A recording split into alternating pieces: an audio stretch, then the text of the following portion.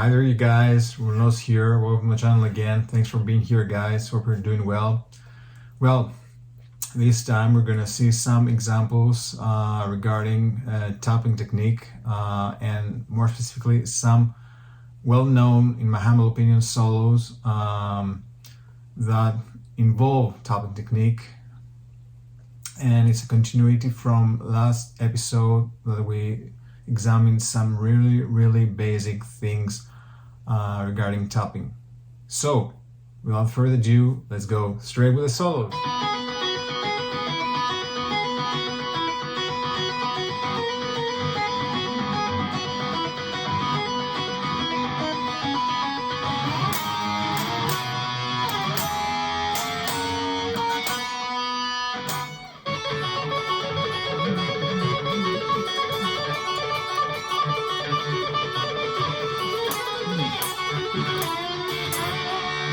Well, as you already probably recognized, we played tapping technique in some famous solos that involve them, and one of them, of course, was from the beginning of the solo of Joe Satriani's "Always With Me, Always With You," and the other one was from the legendary Crazy Train solo by Randy Rhoads from Ozzy Osbourne Blizzard of Oz. So I'm gonna take one by one each tapping technique and each solo individually to see some things. Okay, so in the situation of the solo of Always With Me, Always With You by Joe Satriani, we place our middle or first index finger on the 12th fret. Okay, and with our left hand, if of course we play the fretboard with the left hand and not reversely, we start by placing our, let's say, middle finger again on the 9th fret where we have the note G sharp. So, but before I begin with that, let me say that this solo and this part is based on the B major scale, or in other words, the B Ionian scale. So, and involves the tapping technique and also hammer-ons and pull-offs. So, mind you also that I'm not demonstrating here the entire solo. I'm just isolating only the part with the tapping technique, just to see a few things regarding tapping lesson we had on our previous video, of course. So I'm tapping here on the 12th fret with my middle finger, and then I'm tapping, and I will let the second string 12th fret, okay, like doing a hammer on and pull off. At the same time I will hammer on the second string again, sorry, with my middle finger of my left hand on the 9th fret where I have the note G sharp. Okay, so you see?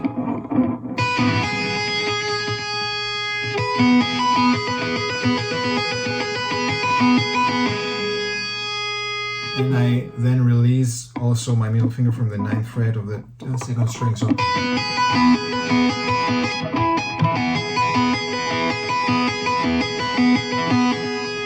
that sounds familiar to you, this sound? Yeah. And by continuing the solo progression here with the tapping part, I'm going to the 7th fret, next one.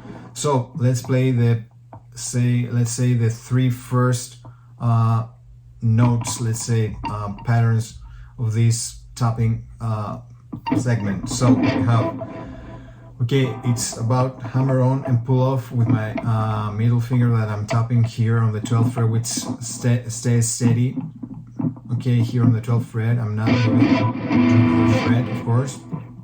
And with my left hand and middle finger or index finger, I'm moving from 9th to 7th, from 9th fret to 7th fret again on the second string, where I have notes G sharp and F sharp. All right. So I go from 9th to 7th and back again on the 9th. Okay, so let's play this and see how it sounds. You see?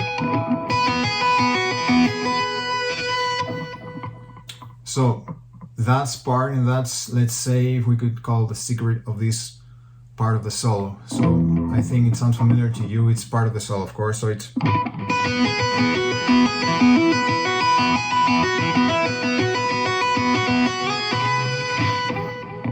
see, it involves tapping and also at the same time hammer-on and pull-offs on the tapping hand, tapping finger, of course, if we can name it that way, because we're doing the tapping pick here, and of course hammer-ons and pull-offs with our left hand on the corresponding fret, of course, always. So once more, let's play. Sorry.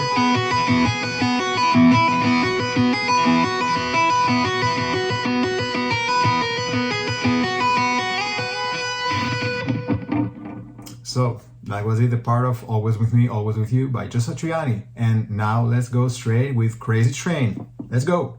So now guys, we're examining the tapping side of the solo of Crazy Train. So let me begin by saying that this part of the solo and the solo story in general is based on the F sharp minor scale, or in other words, F sharp natural minor scale.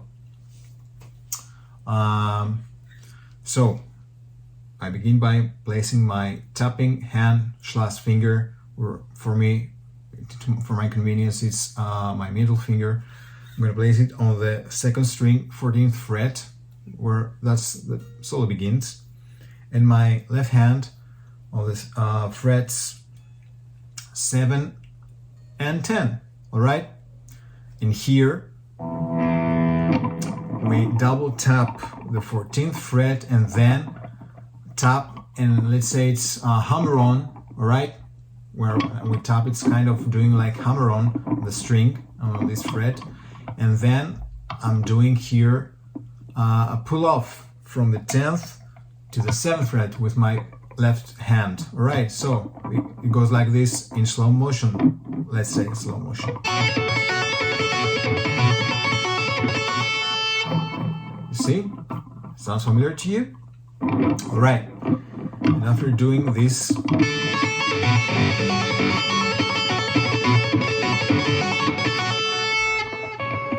now, compared to, if we can compare, of course, to the other solo with Always With Me, Always With You, where we had a steady right tapping hand / finger, this time we're gonna shift our tapping hand / finger from the 14th fret of the 2nd string again to the 15th fret. So we don't move our left hand here and fingers. We have steady fingers here, 7th and 10th fret, and we only do pull off, hammer on, but we're shifting our tapping finger from the 14th to the 15th fret. So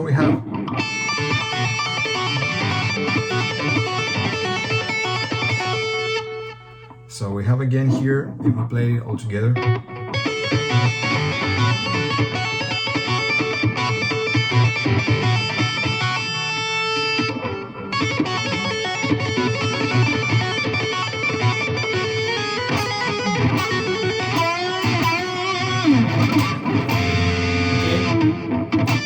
So you saw how it goes, but let me just give you another tip here. Let's say, for playing an alternative way of playing this part, because I've seen numerous versions of it. So I've seen one version that at least caught my attention, and I liked it as a variation of the classic solo that Randy Rhoads in the first place played, where instead of doing here the trill, hammer on the pull-offs, you can substitute this by involving again a tapping technique here with hammers and pull-offs, but on the third string, where you can tap with your tapping finger slash hand on the 14th fret of the third string, and hammer and just place here your left hand, your fingers on the 14th, on the 11th fret, and do like a tapping slash bend here. Let me show you what I mean.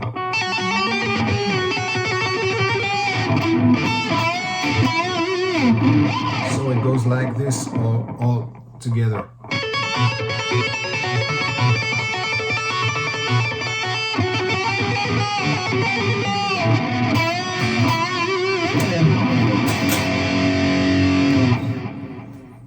I hope you liked it, right?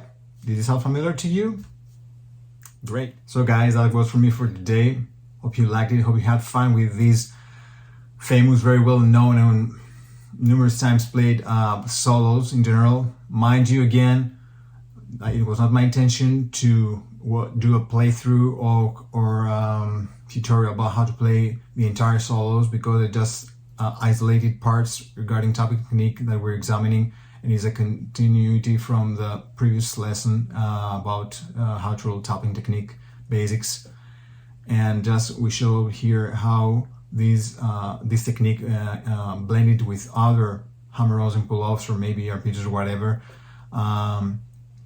is involved in and can be used for creating your solos, have creative ideas. So that was guys for me for today. Hope you liked it. Hope that gave you inspiration to create your own solo, your own variations, experiment, and always have fun. All right, till next time, peace guys, rock on, and see you. Bye bye.